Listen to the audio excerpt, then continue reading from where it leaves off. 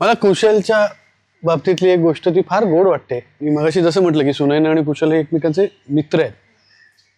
कुशल ते सांग ना की तुझ्या बॅगेला तुझी बॅग घेऊन जायचं त्याला कसं ते याचं तुळशी पानाचं महत्व लाभलं होतं.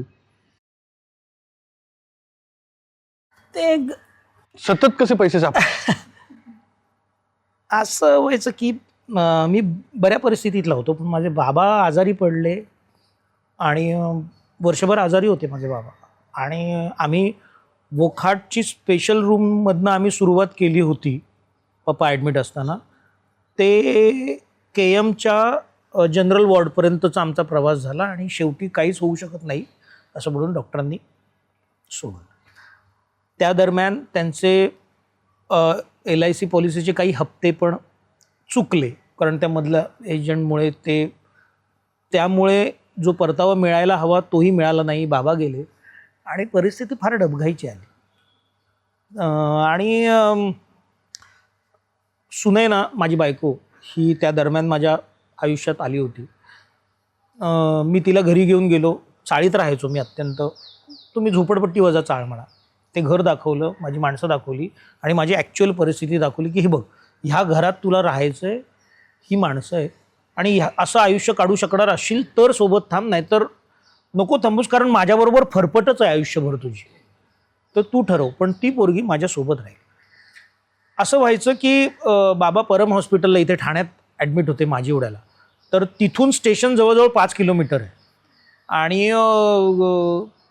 तर पैसे एवढेच असायचे की आयदर मी एक वडापाव खाऊ शकतो, तेव्हा 4.5 रुपये वडापाव होता, आठण्याला पाव मिळायचा. एक वडा 2 पाव खाऊ शकतो, किंवा मी बसने तिथपर्यंत येऊ शकतो. रिटर्नचं माहीत नाही, एका वेळेचा प्रवास बसने होऊ शकतो. तेव्हा सुनयना मला भेटायला यायची स्टेशनला वगैरे. आणि असं व्हायचं की आता पैसे नाहीत, ती बिल वगैरे भरायची आणि मग ती गेली की मग आता काय करायचं, ॲक्च्युअल काय करायचं आता. तर बॅगेत बघायचो, तर बॅगेतनं एक 20 रुपये 30 रुपये 50 रुपये अचानक सापडायचे.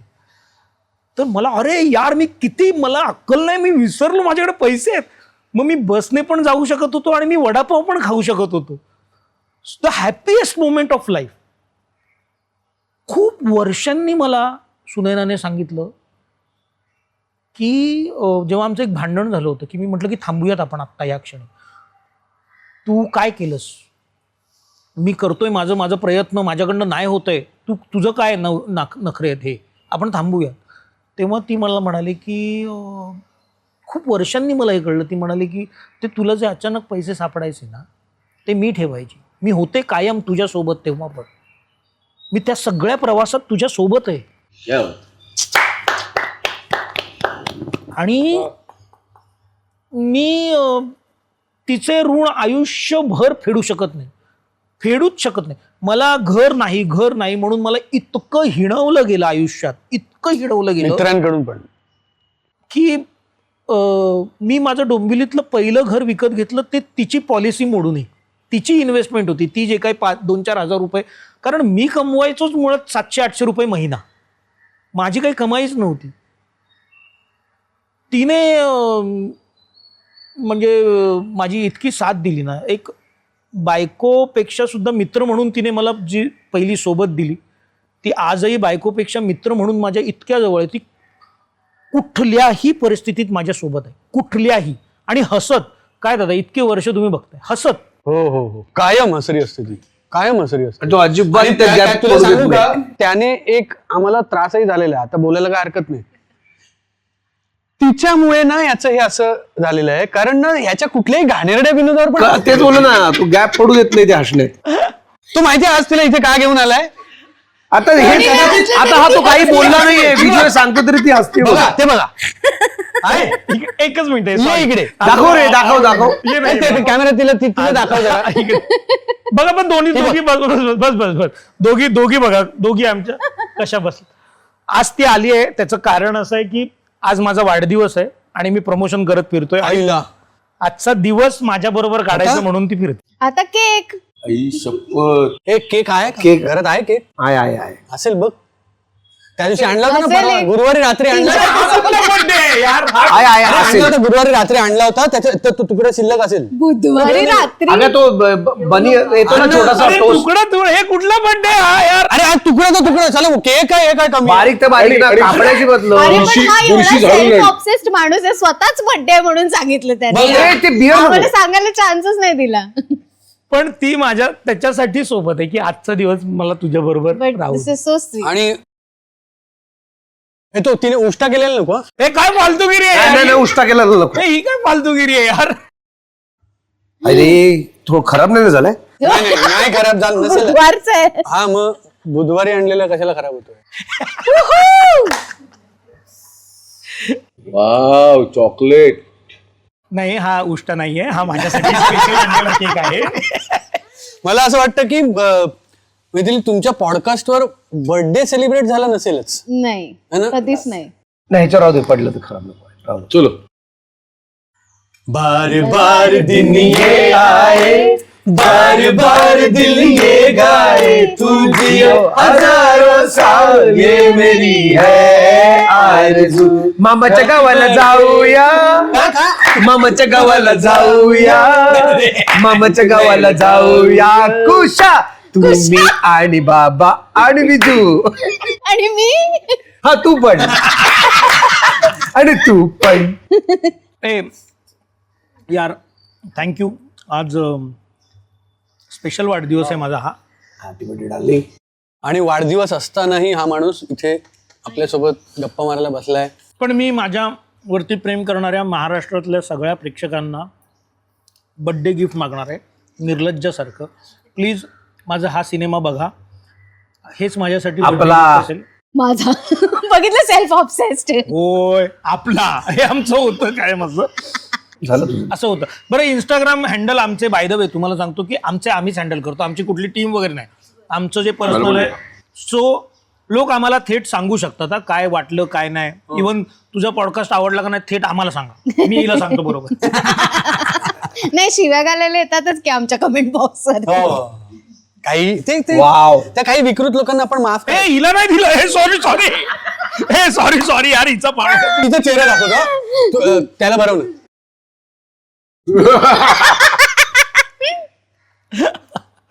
शेवटी आता मी स्वतःच खायला लागलो. मस्त केक आहे. I am coming. एक नंबर केक. केक हा फारच मस्त भारी आहे. आहे. है ना? केक फारच भारी आहे. हा घे. हॅपी बर्थडे दादा. आणि शुगर फ्री आहे ना. अनुने तयारी करून दादा ठेवली. हॅपी बर्थडे दादा. दादा अनुने तयारी करून ठेवली होती. शुगर फ्री आहे. हा अनु थँक्यू. वाव. असं समाधान फक्त, असं काय नाही. मी आजच ठरवलंय शुगर बी वगैरे असं काय नसतं ते. गोड कमी करायचं. आधी शिव्यांचा जन्म झालाय आणि मग भाषा निर्माण झाली आहे. तर काय मला वाटतं ह्याच्यावरती आपण बोललं पाहिजे या आत्ताच्या व्हॉइस टॉक मध्ये, कारण आता हे वर्ष मराठी सिनेमाचं गोल्डन इयर म्हटलं जातं. माझ्याकडे एक सिनेमा आहे त्याला नॅशनल अवॉर्ड पक्क, असं म्हणून जर तुम्ही सुरुवात करणार असाल आणि मग तुम्ही सिनेमाच्या गोष्टी सांगणार असाल तर माझं म्हणणं आहे की पहिल्याच वाक्यात तो सिनेमा पडलाय, फसलाय सगळ्या दृष्टीने. काही माणसं फक्त ऍक्शन बोलता येतात म्हणून पण दिग्दर्शक झाले. हो तेवढं बोलता येतं. मी बोलू शकत नाही, पण तुम्हाला मग माझं असं म्हणणं आहे की हा कॉन्टेंट जर फक्त शिव्यांनी पॉप्युलर होणार होता तर तुम्ही का नाही एक 10 मिनिटाचा व्हिडिओ केला ज्यात सुरुवातीपासून शेवटपर्यंत शिव्या आहेत आणि तुम्ही का नाही पॉप्युलर झाला आणि त्यावरून आमचे संस्कार जोखायचे नाहीत. लहानपण माझं असं गेलंय तर माझे संस्कार तेच आहेत, ते आमचे संस्कार आहेत ते आमचे संस्कार आहेत आणि ही आमची मैत्रीची भाषा आहे. मला काय वाटतं माहितीये का, हा तुमच्या पिढीचा प्रॉब्लेम. खरंच प्रत्येकाच्या आयुष्यात स्ट्रगल होतं. संस्थेने सेल्समन म्हणून काम केलं माहिती तुम्ही, घरोघरी जाऊन प्रॉडक्ट विकायचा. आणि ते माझं प्रारब्ध होतं, ते माझ्या नशिबात होतं किंवा मी तिथे जन्माला आलो म्हणून. पण कसं ना कोणाकोणाचं आयुष्यच बदलत नाही. बरं सेल्समन अजूनही सिनेमा विकत फिरतो. आणि तुम्ही आता जे जे काही संस्कार म्हणून करताय तर ते मी करायचा प्रयत्न करेन. चालेल, परत लोक म्हणणार हिला पण बिघडव.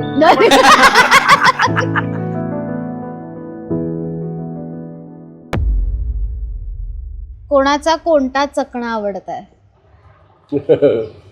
मला तर फिश मला आणि मी त्यामध्ये जास्त ग्रीन कोंबडी. सॅलेड किंवा क्षुधा शांतीला बसल्यावर ग्रीन सॅलड किंवा चणे वगैरे असं. जेवताना मात्र प्रॉपर. मी green salad always I am a green salad person. मी कायम ग्रीन सॅलड मला आवडतात. काकडी, गाजर, टोमॅटो, फिंगर कट. मला मिळेल ते. मला लसूण चिवडा जास्त आवडतो. हा लसूण चिवडा, फळं हो, आवडतात काल त्यांनी प्लेटच उचलली होती अख्खी. हो, मी तीच घेऊन बसलो होतो. हा दारू पित नाही त्यामुळे चकणा संपवायची जबाबदारी याच्यावर. हो ऑफकोर्स कोणीतरी ग्रुपमध्ये असं पाहिजेच जे फक्त चकणा संपे. जेवतो तो. टिश्यू पेपर है ना, खात नाही तो काय करतो, आपण बोलत असू ना असं करत तो ना टिश्यू पेपरचे बारीक बारीक बारीक बारीक तुकडे करतो आणि त्याचा असा डोंगर करतो आणि थोड्या वेळाने म्हणतो मी हे का केलं. अरे तू प्यायला आहेस का आम्ही. आता मी हे सांगून सांगून मी हे बंद केलंय. आता मी ते करत नाही. बर पण ते कळायचं नाही मला मी का हे करतोय. असा डोंगर करायचा टिश्यू पेपर. टेबलावर कोणते विषय असतात बोलण्याचे? काय असं विषयाचं बंधन नसतं का? हा, विषय निघत जातात. विषय निघत जातात. बरं कधीतरी एखादा जाब विचारायचा असतो आम्हाला. कोणाला? आम्हाला जाब विचारायचा असतो, असं का वागलास, असं का बोललास, त्याला असं तू केलेलंस, ते असं का केलंस, जाब विचारायचं. त्यातनं मग कधी कधी ताणताणी होते. पण एखादा आम्ही जेव्हा काहीतरी सीनवर विचार करतोय किंवा काहीतरी गोष्टींवरती आपण गोष्ट डेव्हलप करतोय त्यावेळेला मला वाटतं मॅक्सिमम गोष्टी आपल्या टेबलवर सुटल्या. हो हो ऍक्च्युली खरंच आहे तसं की ना दिवसभर आत्ता आपण जिथे बसलोय इथे पण हाच सिनेमा हा लिहित असताना खूप असं व्हायचं की ह्याला काय उपाय असेल, काय असेल. एक ब्लॉक येतो ना स्क्रीन प्ले लिहित असताना आणि म्हणजे या सिनेमाच्या वेळेला हे लक्षात अजून येईल लोकांच्या की या सिनेमाचा स्क्रीन प्ले खूप अवघड आहे तसं बांधणं. त्याचे रेफरन्सेस, त्या कॅरेक्टरचा प्रेझेन्स असं म्हणजे केवळ विनोदी गॅग्सची मालिका असा सिनेमा करायचा नव्हता म्हणूनच इतक्या वर्षांनी केलं. बरोबर. तर त्यावेळेला असं व्हायचं की अरे पण आता ते लागत नाही लॉजिक, मग इथे हे लॉजिक लागत नाही, मग ते तिकड एक. आणि हे सगळं अनेकदा असं व्हायचं की ज्यावेळेला आम्ही काहीतरी चर्चा करत बसायचो ते एखाद दोन तेव्हा चकण्याला ते विषय असते. हा ते चकण्याला तो विषय. पण आमच्या गप्पांमध्ये बऱ्याचदा चकण्याला तेच विषय असतात की खूप गोष्टी आहेत माझ्याकडे 40-50 गोष्टी अशा आहेत की ज्यांचे सिनेमे होऊ शकतात. मग त्यातल्या कुठल्या तरी गोष्टीचा कुठेतरी रेफरन्स येतो, मग आपण इथे हे कॅरेक्टर डेव्हलप करूया किंवा एखादं कॅरेक्टर दिसतं की अरे आपण हे असंच्या असं या सिनेमात बसूया. म्हणजे आता इथून पुढे सुद्धा काय काय सिनेमे करायचे यांच्या गोष्टी तयार आहेत. तर त्याच्यातली कॅरेक्टर्स, मग त्याच्यातला स्क्रीन प्लेतला ह्याच्यातलं हे अरे ते येऊन गेलं यार, आमचं ते एक नशीब वाईट आहे. आम्ही डेव्हलप करतो सिनेमे आणि आता लिहून झाला की त्याच विषयाचा सिनेमा येतो. म्हणजे इतकं कुठल्या सिनेमाच्या बाबतीत इतकं झालंय असं? दुःख झालं. आम्ही एक असं ठरवलं होतं की आपल्याला एक सिनेमा आमचा आहे जो आम्ही बांधून Develop लिहून ठेवला सरांनी. तर त्यातलं प्रोमो मधला एक शॉट आपण असा काढूयात की ज्याच्यामध्ये बायकोचा तो चेहरा दिसत नाही. नाही तर पोलीस स्टेशनमध्ये कंप्लेंट करायला जातो. हा लिहिलेला आहे आमच्याकडे. पोलीस स्टेशनमध्ये कंप्लेंट करायला जातो, तो फोटो दाखवतो की ही बायको, तो म्हणतो अरे याच्यात बायकोचा चेहरा दिसत नाही, पूर्ण पदर आहे. सेम सिक्वेन्स लापता लेडीज मध्ये, सेम सिक्वेन्स. आणि म्हणजे आता कोणाला सांगितलं तर खोटं वाटेल कारण तो सिनेमा खूप मोठा झाला, पण त्याच्या 3-1 वर्ष आधी आम्ही तो लिहून ठेवलेला होता. आधीच लिहून ठेवलेलं होतं. किंवा केरळमधली एक न्यूज माझ्या वाचनात आली की जसं तोमी नवेच नाटक आहे तसं एका स्त्रीने 9 जणांशी लग्न करून त्यांना गंडा घातला होता आणि ती लग्न करायची आणि पळायची. मग मी त्यावर होणार सुनमी 10 घरची नावाचा एक सिनेमा लिहिला पूर्ण स्क्रीन प्ले वगैरे. आणि आता हे सिनेमा करायचा तेवढ्यात डॉली की डॉली नावाचा सिनेमा जो असाच याच कचर. पण आता आम्ही त्याला वेगळ्या पद्धतीने तो सिनेमा बांधलाय आणि देवाची कृपा झाली. आणि खरं तर आम्हाला एक चांगला प्रोड्युसर मिळाला ज्याला खरोखरचा एक आता प्रोड्युसर मिळू देत चांगला कमर्शियल सिनेमा प्रोड्यूस करायचा आहे. तर आमच्याकडे आता ती स्क्रिप्ट आहे बाबा. आता आपण याच्या पुढे तो सिनेमा करू कदाचित. नाईस. आता आम्ही असं पण ठरवलंय की आता आपण कमर्शियल सिनेमे करायचे. आपण आता फार लोकांना शिकवायला नाही जायचं. लोकांना आवडलं पाहिजे, मनोरंजन झालं पाहिजे असा सिनेमा हवा. म्हणजे खूप त्याच्यामध्ये डीप थॉट किंवा ते केलं ना विचार. गं. हा, एक होता गाव सारखा सिनेमा केला, खेळ म्हणल्यासारखा सिनेमा केला. म्हणजे बाबा विसरला पण एक डॉटर नावाचा पण सिनेमा केला होता ज्याच्यात तू होतास. तो पण असा एका अनाथ मुलीच्या आयुष्यावरचा सिनेमा. तर हे करून झालं. याच्यात काय होतं, मला जी गोष्ट सांगायची होती ती मी सांगत होतो. मी हा विचार करत नव्हतो की तुला ती गोष्ट ऐकायची आहे का. बरोबर आहे. आता माझं असं म्हणणं आहे, तुला कुठली गोष्ट सांगायची आहे, ऐकायची आहे, ऐकायची आहे. ती गोष्ट आहे माझ्याकडे सांगण्यासारखी आणि उत्तम आहे, तुझं मनोरंजन करेल अशी गोष्ट आहे. सो जसं मगाशी म्हटलं आपण ग्रोथचा विषय आला किंवा आपण, तर तसं हा अँगल बदललाय की मला माझी गोष्ट तुला जी हवी ती सांगायची. माझ्याकडे खूप गोष्टी आहेत. I am a storyteller. खूप गोष्टी पोतडीत घेऊन फिरतो. आता त्याच गोष्टी मी बाहेर काढणार की ज्या लोकांना पाहिजे. हा, बरोबर आहे. हा थॉट खूप गरजेचा आहेच आहे, कारण लोक बऱ्याचदा म्हणजे सेल्फ सेंटर्ड वगैरे नाही म्हणावं त्याला, पण त्यातल्या त्यात म्हणजे आपल्याला असं वाटत असतं की आपल्याला जे आवडतंय तेच कदाचित लोकांना बघायचं असतं. आणि गोष्ट गंमत काय, कोणाचे तरी पैसे पण लागलेले असतात. एक्झॅक्टली. Very true. कमर्शियली कोणाचे तरी पैसे लागलेले असतात. तो असं म्हणत नसतो की 1 रुपयाच्या बदल्यात मला 2 रुपये दे, पण त्याला ₹1.25 परत करणं ही आपली जबाबदारी आहे. बरोबर. आणि होतं काय म्हणजे मराठी सिनेमाच्या आता हे वर्ष मराठी सिनेमाचं गोल्डन इयर म्हटलं जातं.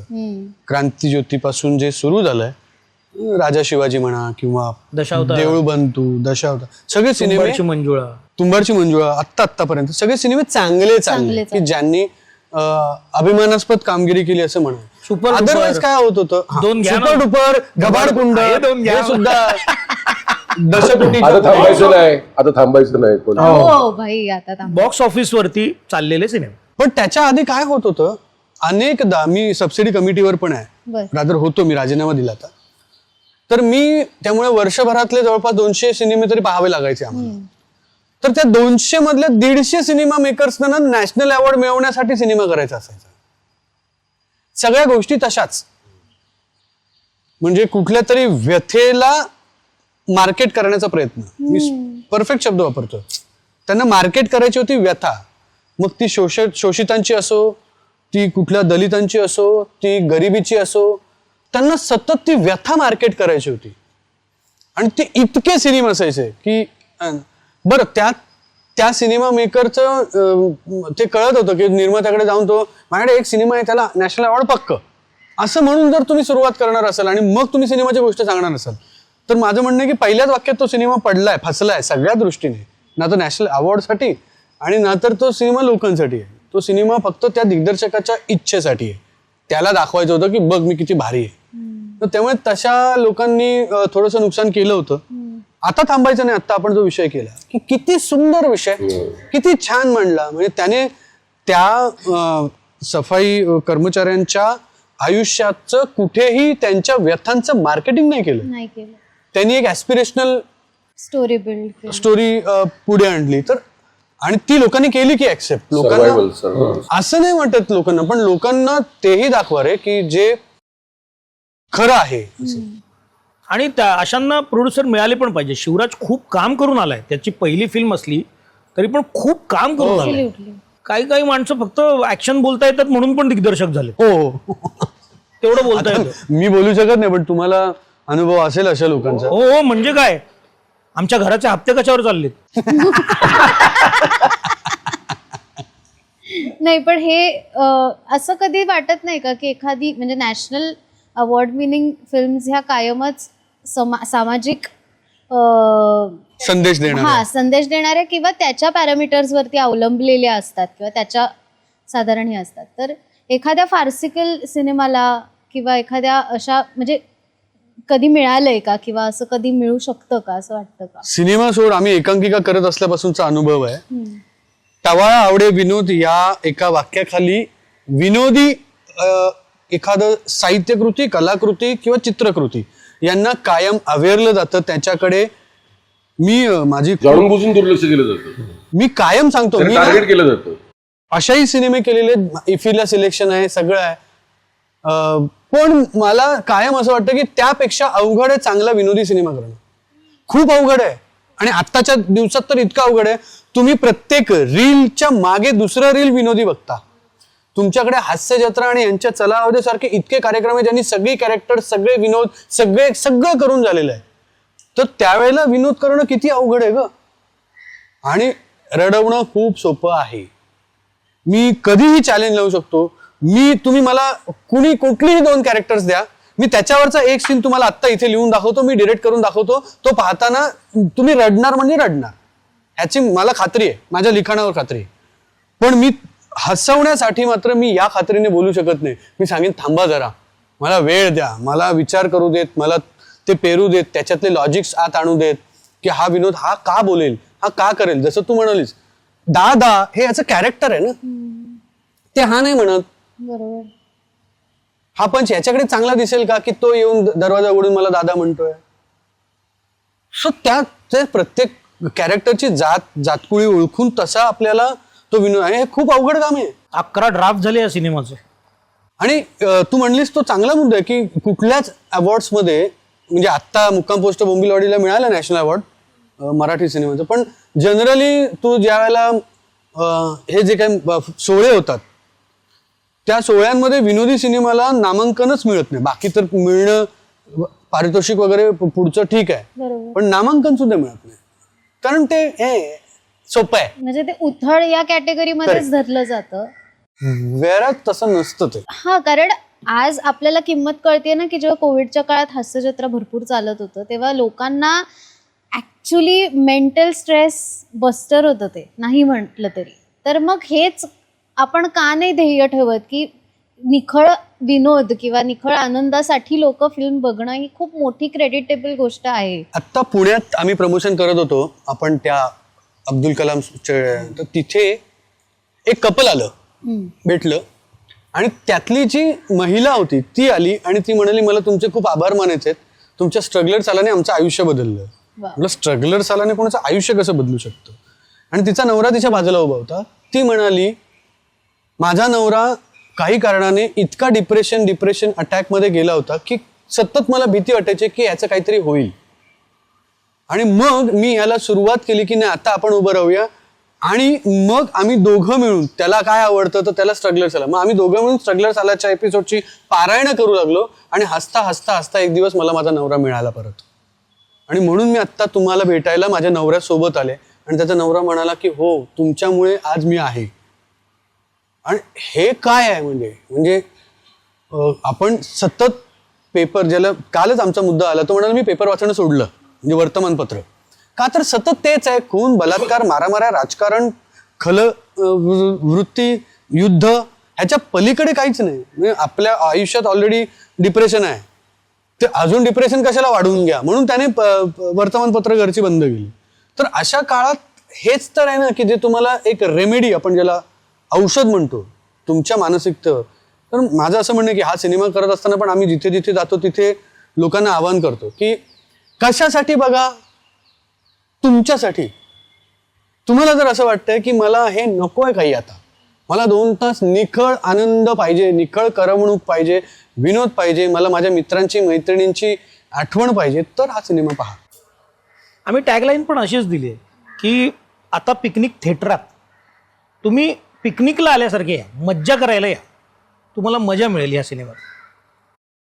स्ट्रगलर सालाचा तुम्ही आता तू उल्लेख केलाच आहेस, तर खूप एक असतो वर्ग जो खूप जास्त तुम्हाला तुमचं कौतुक करतो आणि खूप जास्त हे खूप भारी आहे हाच त्याचा झोन असतो. आणि एक वर्ग असा असतो की काय शिव्या घालतायत, का असं इतके अपशब्द बोलतात. आणि मगाशीच आपण डिस्कस करताना हा मुद्दा आला होता की एखाद्याची एक्सप्रेशन, वे ऑफ एक्सप्रेशन हे वेगवेगळं असू शकतं आणि ती भाषा, म्हणजे तुम्ही त्याला वेगळे अर्थ लावताय. करेक्ट. आपण म्हणजे तुम्ही जेव्हा त्या घालता शिव्या तेव्हा त्याला वेगळे अर्थ नसतात, ती फक्त भाषा असते.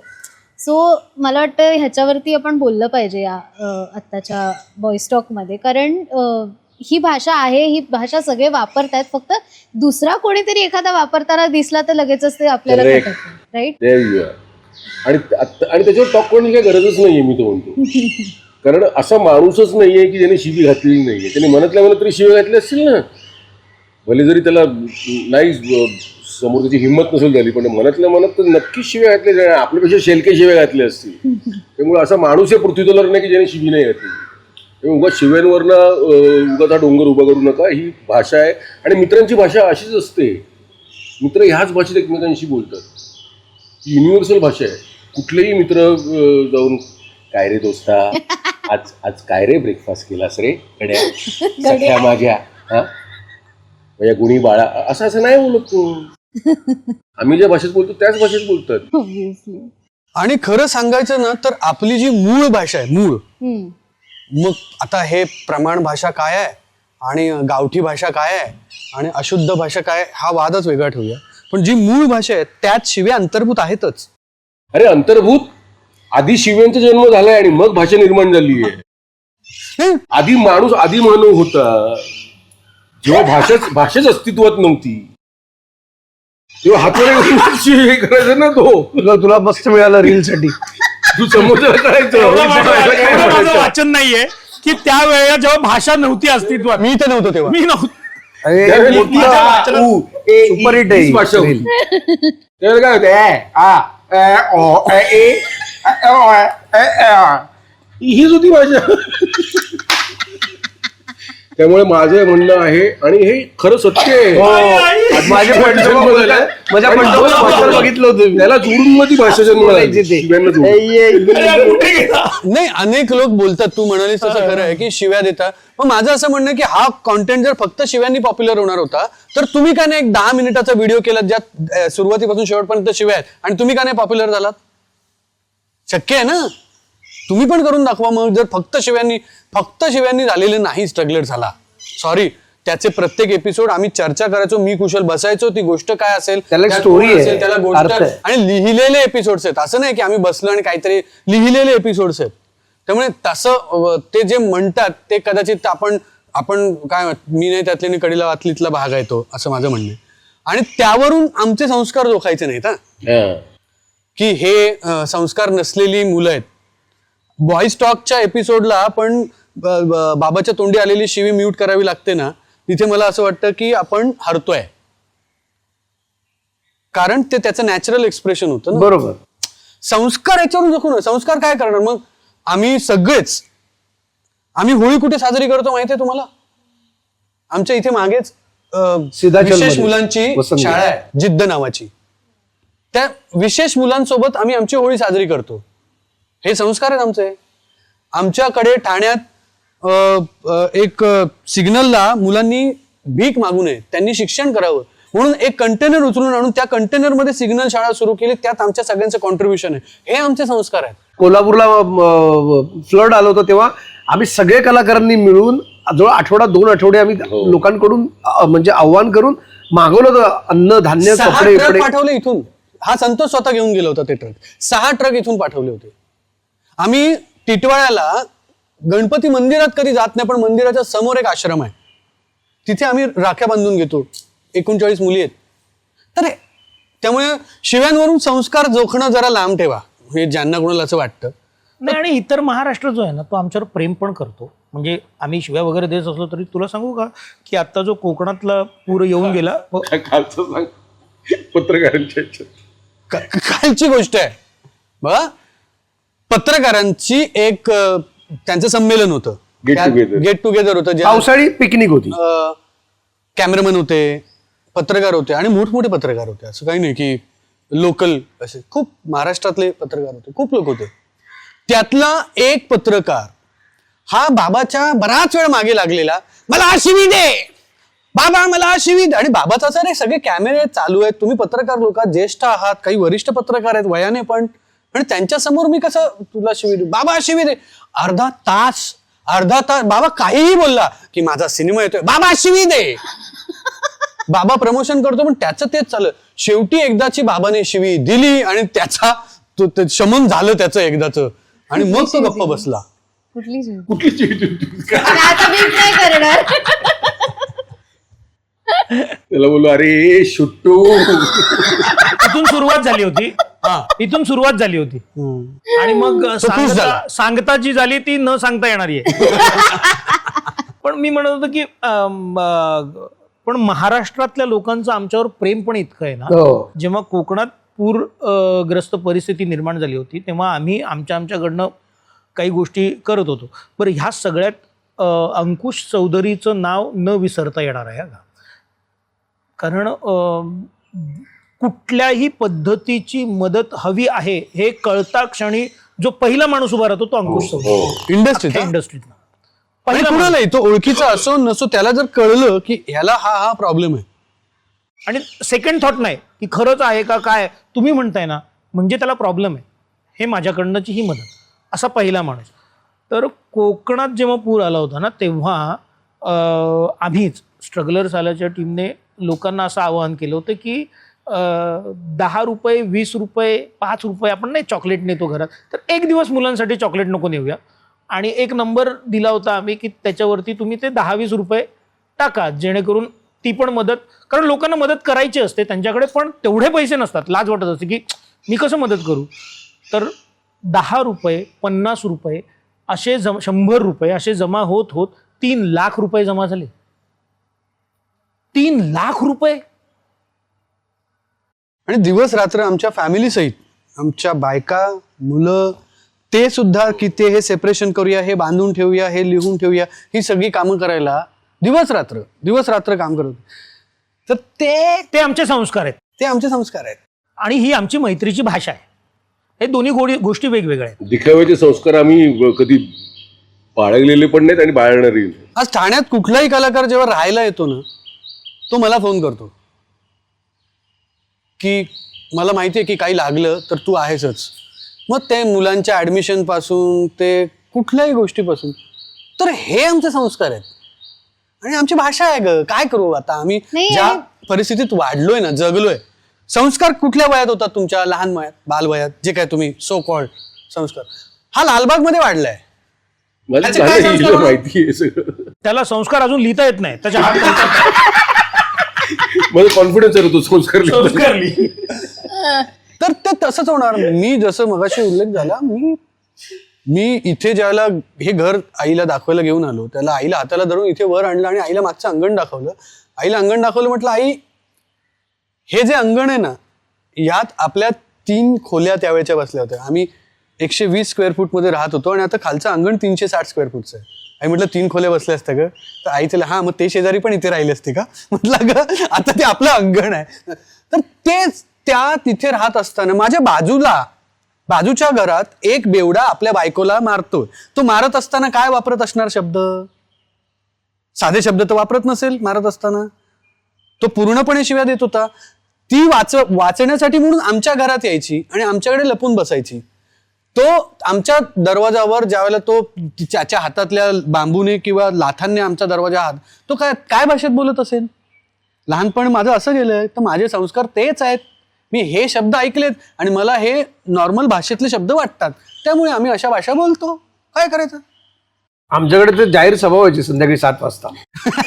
हा खरंच. कसली? मी कळवा शास्त्रनगरमध्ये राहायचो ना तिकडे, तर तिथे एक व्यक्ती होता. तो संध्याकाळी 7:30 नंतर काही कोणाचं काय भांडण नाही, काही नाही, त्याला ते आवडायचं आणि अख्खा आमचा एरिया असा दुमदुमायचा. आणि सगळेजण पहिले सुरुवात जेव्हा तो आला होता राहायला तेव्हा सगळे असेच जायचे. नंतर आला का असं व्हायचं. तो बाहेर यायचा, स्टूल टाकून बसायचा ना. आणि पोद्दार म्हणून आहेत तिकडे, माझ्या वडिलांच्या नावाने जुवेकर म्हणून आहेत, सगळं आहे. सगळ्यांना शिवाय दिल्या. आणि नंतर मी मारू का, आपण बाबांना राहू दे, तू नको लक्ष देऊ. आम्ही काही पोरं गेलो होतो त्याला मारायला, पण राहू दे आता तसं. त्यामुळे ती सभा व्हायची शिवाय, म्हणजे ती संस्कारांचा एक क्लास असायचा. 7 ते 8 9 10. आता आम्ही शिव्या देतो म्हणून कधी कधी लोक आम्हाला शिव्या देऊन सांगतात शिव्या देऊ नका. नाही लोक एका एपिसोडला आम्ही जसं तुम्ही म्यूट केलं तसं म्यूट करून बघितलं शेवटी की चला तर आपलंच इतक्या नाही, शिव्या पडल्या. लोकांच्या शिव्या आल्या. साधारणतः एक 8 ते 9 हजार कमेंट आहेत शिव्यांच्या की तुम्ही शिव्या का बंद केल्यात. म्हणजे आम्हाला शिव्या घालतात म्हणून त्याने पण शिव्या घालून सांगितलं, अरे म्यूट का केलं म्हणून. म्यूट केलं म्हणून कंटाळा आणि आम्हाला पण नाही आवडला, मजाच येत नाहीये. असो, पण तो आमच्या जगण्याचा भाग आहे. आम्ही आणि आदर त्यांचाही आहे ज्यांना असं वाटतं की अरे मग काय तुम्ही जाहीर शिव्या द्याल का. हो चुकलं आमचं, आदर आहे. तुम्हाला जी भाषा अपेक्षित आहे ती आमच्याकडून आली नाही त्याबद्दल आम्ही दिलगिरी व्यक्त करू शकतो, पण आमची भाषा अशी आहे, त्याला काय करू. आता येड झवा असं जर म्हटलं कोणाला तर हे दोन्ही अर्थाने होतं ना. एखाद्याला जर आपण रागात सुद्धा बोलतो येड झवाय रे असं रागात होतं, आणि एखादा खूपच कसला येड झवाय रे काय करतोय यार काम असं पण होतं ना. त्यामुळे भाषा ती आहे, पण त्याच्या मागच्या भावना महत्वाच्या आहेत ना. तुम्ही कुठल्या इंटेन्शननी बोलताय आणि भाषा इंग्रजी झाली ना की सगळ्या शिवाय चालतात.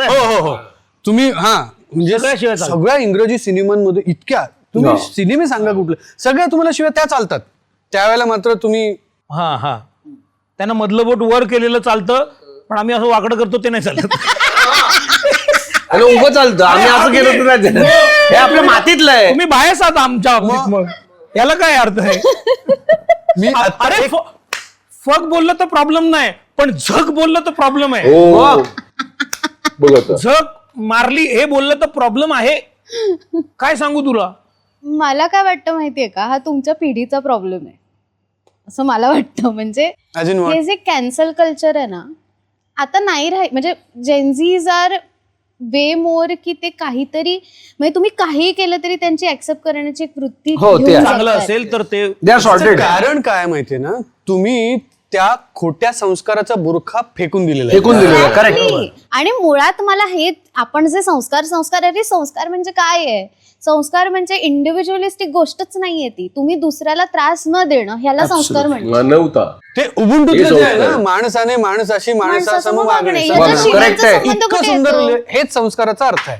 हो सो हे कॅन्सल कल्चर ना मला खूप जास्त अनेक Correct. ठिकाणी जाणवत राहतं. म्हणजे कुठे पॉडकास्ट मध्ये तू का बोलतेस, अरे भाई मला बोलायचंय मी बोलते, तुम्ही नका बघू तुम्हाला नसेल नाही तर ऐकायचं तर. हा आणि हे इथपासून सुरू होतं ते म्हणजे पूर्ण आत्ताची जी काही पॉलिटिकल जे काही सगळ्या गोष्टी चालू आहेत त्या सगळ्याला हेच लागू होतंय की तुम्ही सगळ्या गोष्टी फक्त कॅन्सल करताय आणि तुम्हाला प्रत्येकच गोष्टीशी फक्त प्रॉब्लेम आहे. विशिष्ट चष्म्यातून बघू नका. हम्म. ओपन माइंड, जसं तू म्हणाल खरंच जेनझी अत्यंत ओपन माइंडेडली ऍक्सेप्ट करते की ओके तू असा आहेस का, okay we accept you as you are until and unless you are not harming, म्हणजे ह्युमॅनिटी किंवा हा. माणसाला कोणाला त्रास देत नाही तोपर्यंत तू खूप फोकस, खूप क्लिअर. मला असं वाटतं पण आमचा जो सिनेमा आहे ना त्याच्यात शिव्या नाही आहेत आणि आहेतही. भावना आहेत, शब्द नाहीये. शोधल्यात तर सापडतीलही. अरे आम्ही स्ट्रगलर आहोत ना असेही. आणि खरं तर खरंच प्रत्येकाच्या आयुष्यात स्ट्रगल होतं. संस्थेने सेल्समन म्हणून काम केलं माहितीये तुम्हाला, घरोघरी जाऊन प्रॉडक्ट विकायचा आणि त्याबद्दल ज्या त्याने शिव्या ऐकल्या असतील त्या त्याच्या रक्तात गेल्यात. मग आधी डोक्यात गेल्या, डोक्यात म्हणजे नंतर काय. पण कसं ना कोणाकोणाचं आयुष्यच बदलत नाही बघ. सेल्समन अजूनही सिनेमा विकत फिरतोय. कशा म्हणजे काय पिकलेस तू, पितांबरी हे एक नाही नाही पितांबरी वगैरे नाही, मी साडी विकायचो. मी 9वी 8वीला तुझी असताना. choice बघ. प्रॉब्लेम काय, आई साडीत राहायचो ना, तर आई आणि ते बाजूच्या आई वगैरे ती साड्या आणते. तर आई तर जाऊ शकत नाही. मग सकाळची शाळेतून दुपारी आलो की जेवण करून मग ते गाठोडं पिशवी भरून मी ते मनीषानगर शास्त्रनगर असं दुपारचं फिरायचो. आणि मग ते भर दुपारी बेल वाजवली की काय अरे कोणाल चल फालतू गे, म्हणजे त्या शिव्या वगैरे. मग तिथून ते संस्कार झाले शिव्याचे, पण केलं. आणि इट्स नॉट चक करण्यासारखी गोष्ट नाहीये ती. मी जर चांगल्या श्रीमंताच्या घरी जन्माला आलो असतो तुम्हाला करावं लागलं नसतं. मी अशा आई वडिलांच्या पोटी जन्माला आलो जे मध्यमवर्गीय होते, अतिसामान्य वर्गातले होते, तेही त्यांचं कष्ट करत होते आणि ते माझं प्रारब्ध होतं, ते माझ्या नशिबात होतं किंवा मी तिथे जन्माला आलो म्हणून. असं ना की माझं अंबानी होते आणि तरी मी साड्या विकत फिरतोय, तर तसं नाहीये. So it's part of my destiny. So मला त्याच्याबद्दल काही वाईट नाही वाटत. हे तुम्ही ते लहानपणी बर्थडेज कसे सेलिब्रेट करायचं, शाळांमध्ये करायचं का? चॉकलेट वाटायचे, हा पण खरं सांगू का मला कधी तो शाळेतल्या बर्थडेचा आनंद नाही वाटायचा. कॉलेज नंतर यांच्याबरोबर जेव्हा झालं तेव्हाचे वाढदिवस चांगले होते, चांगले होते. पण तेव्हा अगं परिस्थिती नव्हती आणि ती लाज वाटायची की एवढ्या लोकांना आपण वर्गातल्या चॉकलेट वाटायचे, एवढे पैसेच नाही, मग आपण आपल्या वाढदिवसाला जा, मग ते लोक हो मी चॉकलेट खाडा व्हायचं त्यावेळेला. खाडा व्हायचा. आणि जायचोच नाही ना, कशाला चॉकलेट द्यायला लागतील आणि चांगले कपडे आणि घालून. सगळ्यांना म्हणजे वर्गात आमच्या 80 वगैरे जर मुलं तर 80 चॉकलेट आणायची कुठून. चांगले कपडे म्हणजे वर्षात एकदाच दिवाळीला मिळायचे. ते म्हणजे बाबा एक तागा आणायचे आणि त्या ताग्यात बाबांचं पण पॅन्ट शर्ट, त्यात माझा आणि भावाचे पण सेम. त्यामुळे आम्हाला ओळखायचे, अरे हे दोघं भाऊ आहेत. लोकांना कळायचं कारण हे दोन सेम कपडे घातलेले. पण हे किती म्हणजे मला, म्हणजे मी कायम अशी मुलगी राहिली आहे, कदाचित ती प्रिव्हिलेज्ड बॅकग्राऊंड असल्यामुळे, की मला असं वाटायचं की अरे माझा बर्थडे कधी येणार आहे आणि मग सगळे मला कधी स्पेशल फील करून, मग मी कधी अशी नटून शाळेत जाणार आहे. पण हे एक्झॅक्ट उलट, आज पहिल्यांदा मी असं ऐकलंय की बर्थडेच्या दिवशी कोणीतरी खाडा करायचं कारण कपडे कदाचित मी माझ्या पुतणीला, म्हणजे आता मोठी झाली, CS वगैरे करते, पण ती कधी गाडीत असताना जेव्हा गाडी जवळ खाली ती मुलं यायची ना, मुलं येतात ना सिग्नलला वगैरे, मी तिला मी तिच्या हाताने कधी द्यायला सांगतो, त्यांना आजीला सांगतो की हे बघ तू किती लकी आहेस, तू नशीबवान आहेस की तू आज या गाडीत आहेस, तुला हवं ते सगळं मिळतंय. सो या गोष्टीची जाणीव ठेव, ही त्यांना मिळत नाही, तुला मिळतंय. Just back of the mind ते कायम राहू दे, त्याची जाणीव कायम ठेव. से थँक्स ऑलवेज. पण आता एका वेगळ्या नोटवर वाढदिवस आता किती छान साजरा आय होतो नो माहितीये? आय नो, आणि मी त्यावरच येणार होते की आता माझ्या वाढदिवसाला तरी हा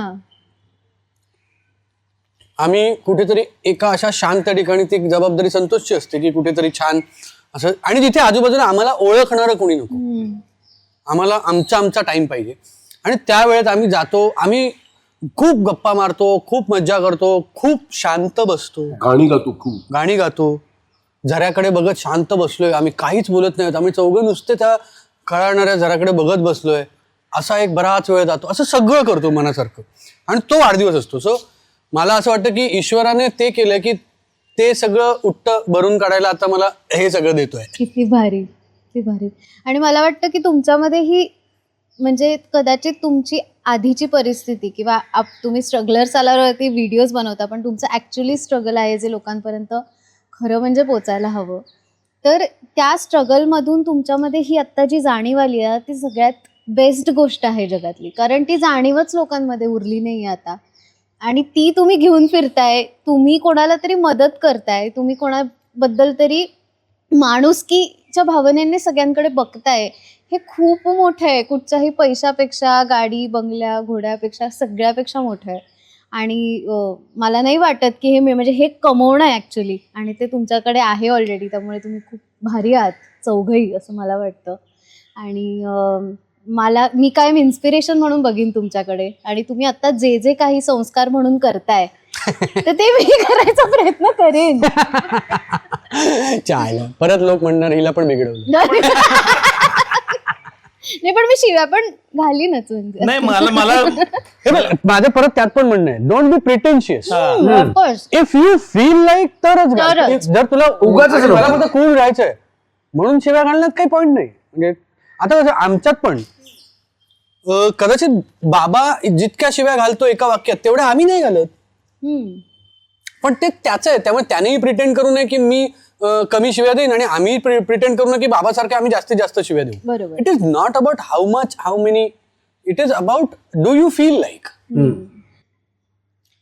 शेवटचा शब्द कोणाचा असतो तुमच्या ग्रुपमध्ये, आणि कोणाचा शब्द असतो की जो शेवटचा कधीच गोष्ट कशाच्या बाबतीत? In general? शेवटचा शब्द विजय हा. काय, आणि माझा शब्द आणि आम्ही चौघही त्याचा शब्दच नसतो. किती वेळ बोलत तरी आम्ही लक्षच देत नाही. ह्याचे शब्द असतात. हा, ते गृहीत धरले जात नाही. ते आसमंतात फिरणारे असंख्य तारे आहेत ज्यांचं काही गणती नाहीये, ते आहेत. ते मगाशी तू विचारत होतीस ना, ते स्ट्रगल विषयी, ते हात सांगतोय हा, मला तुझा स्ट्रगल समजून घ्यायला आवडेल. म्हणजे आपण झालोय, बोललोय तो, आणि जर का तुम्हाला बाबा चव्हाण यांचा पॉडकास्ट बघायचा असेल तर व्हॉइस टॉक वरती आहे, ते आलेले आहेत. हो हो. आणि ते खूप मनमोकळेपणाने व्यक्त झालेत. सो म्हणजे मी, तुझा एक पॉडकास्ट असा आहे की जो प्राऊडली सांगू शकते की मी हा पॉडकास्ट कंडक्ट केला, आणि हा तुझ्या सगळ्या बाकीच्या पॉडकास्टपेक्षा वेगळा होता. कारण तेव्हा पहिल्यांदा बाबा खरा जसा आहे ना तसा लोकांसमोर आला. तोपर्यंत बाबाकडे बघण्याचा लोकांचा दृष्टिकोन पण वेगळा होता. बरं, मी तो पॉडकास्ट बघितला 2 महिन्यांनी. तर रात्री फोन करून सांगितलं की मी आत्ता तुझा पॉडकास्ट बघितला आणि मी कधीच कोणाशी एवढा मनमोकळेपणे गप्पा मारत नाही. मी तुझ्याशी मारल्या, कारण मी तुला पहिल्यांदा जेव्हा बघितलं तेव्हा तू माझी मोठ्या मुलीसारखी सेम दिसते खरंच. सेम दिसते. आणि म्हटलं कदाचित त्याच्यामुळेच मी म्हटलं तुझ्याशी म्हणजे माझं क्रेडिट काहीच नाहीये का? नाही, पण खूप मज्जा आली मला आजही इथे तुमच्या सगळ्यांची गप्पा मारून. आणि जो माझा पहिल्यापासनं एक ध्येय म्हणण्यापेक्षा काय एक मोटिव्ह असतं की फक्त भंकस नकोय किंवा फक्त डीप कन्व्हर्सेशन्स नकोय, तर त्याचं एक मिक्सचर लोकांना ऐकायला मिळावं. की एखादा माणूस फक्त उथळ नाही असू शकत किंवा एखादा माणूस फक्त कायम डीपच बोलतोय असं नाही असू शकत. सो हे तुमच्यामधनं आज या अख्ख्या आपल्या सेगमेंटमध्ये मला बाहेर काढता आलंय असं मला वाटतंय. की मजा आली, पण आम्हाला पण मजा आली. कारण काय होतं, परत तेच आहे माझं की कुठलाही आडपडदा न ठेवता बोलता येणं एखाद्या व्यक्तीशी, म्हणजे जसं तुझ्याशी. आणि तू जितक्या ओपनली ते सगळं विचारलंस, त्यात अनेकदा आमच्या डोक्यात काय जातं की काही वेळेला इतके बावळट प्रश्न विचारले जातात. कसं वाटतंय? तुमचा आता सिनेमा रिलीज होतोय, मामाच्या गोव्याला जाऊया, कसं वाटतंय तुम्हाला? आम्हाला वाईट वाटेल का सिनेमा रिलीज होताना? पण तू तसं काही न करता छान आपण गप्पा मारल्या. हो, गप्पा मारल्या. असं ऍक्च्युली पॉडकास्ट पण वाटलं नाही मला. म्हटलं म्हणजे तू आलीस आणि आपण गप्पा तुमचा मारू. सिनेमा येतोय, काय सांगाल? सिनेमा येतोय हेच सांगतोय. चालेल, तर शेवटचा प्रश्न आता. आहे, मला वाटलं समजलं. सिनेमा आलाय, काय वाटतंय? शाबास. वा. 31 जुलैला आपण आपल्या जवळच्या चित्रपटगृहात जाऊन पिकनिक करा, ज्याचं नाव आहे मामाच्या गोव्याला जाऊया. हे एक स्वप्न आहे आम्ही मित्रांनी एकत्र बघितलेलं. ते स्वप्न आता प्रत्यक्षात पडद्यावर येत आहे. तुम्ही तुमच्या डोळ्यांनी आम्ही पाहिलेलं हे स्वप्न जे आम्ही पूर्ण केलं आहे ते नक्की बघा. मला खात्री आहे हा सिनेमा तुम्हाला नक्की आवडेल, तुमचं मनोरंजन करेल. आणि पैसा वसूल सिनेमा म्हणतो की नाही आपण, हा सिनेमा आहे जो पैसा वसूल करून देणार आहे. तेव्हा तुमच्या मित्रांबरोबर हा सिनेमा नक्की बघायला आहे 31 जुलैपासून थिएटरात. खूप अभ्यास केलाय, प्रयत्न केलाय आणि परीक्षा दिली आहे. उत्तम प्रश्नपत्रिका सोडवण्याचा प्रयत्न केला आहे. मगाशी आम्ही बोललो की अपेक्षा ठेवूच नाहीत, पण नाही, तुमच्याकडून अपेक्षा ठेवणार. त्यामुळे या 31 तारखेला रिझल्ट लागणार आहे. तर तुमच्या आशीर्वादाने आमचा सिनेमा बॉक्स ऑफिसच्या बोर्डात पहिला येऊ दे. वा वा. वा वा. आणि मित्रांचा सिनेमा आहे, मित्रांबरोबरच बघा, नाही तर थिएटरमध्ये मित्रांना मिस करा. अरे यार यावेळेला यार हा पाहिजे होता यार बरोबर, किंवा ही मैत्रीण पाहिजे होती बरोबर. हा, जर एकटे गेलात तर एकटेच, आपण नंतर पण मित्राला घेऊन जा आठवण आली. होईल. तेव्हा मित्रांबरोबरच सिनेमा बघा, कारण मित्रांनी मित्रांसाठी बनवलेला हा सिनेमा आहे. येस. ते 2 ओळी शेवट आपण मित्र मित्र आणि मित्रांचा आहेच सिनेमा आहे. अजून. तर मला वाटतं ते मगाशी जी बाहेर पडली होती ना, जुनून बुजून आहे. जुनून बुजून आहे. जुनून बुजून करतेस तू.